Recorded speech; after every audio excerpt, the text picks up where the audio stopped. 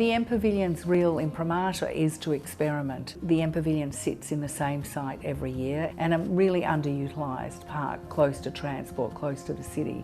And it is on the axis of all of our arts organisations, so it's really a centre point. It has become a very important meeting place as a result of the MPavilion.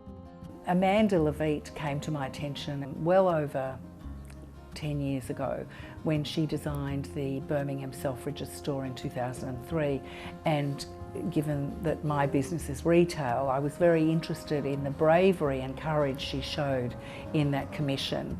In 2009 she was invited to come to Australia, and I met her as well at that time.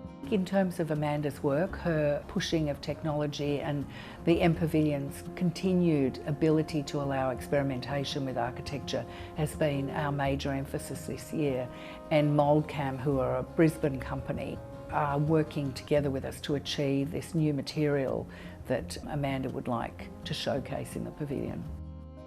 The MPavilion is a unique event.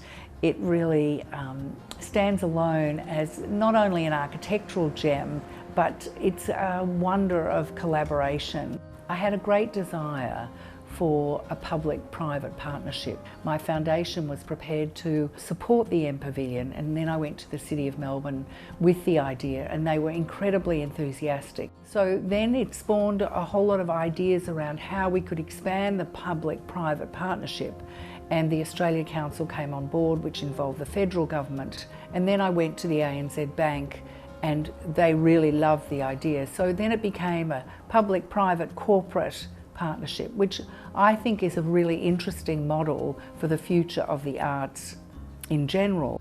My foundation wanted to gift it to the City of Melbourne so that the City of Melbourne would end up with 4 architectural gems for public to enjoy, engage with, and perhaps have programming in. So the first one, which is Sean's pavilion, has now been gifted by the city to the Hellenic Museum. They will use it for functions, it'll be open to the public, and we would hope that the same would happen with Amanda's pavilion, that the City of Melbourne will take it, and there's already been some discussion about where it could go.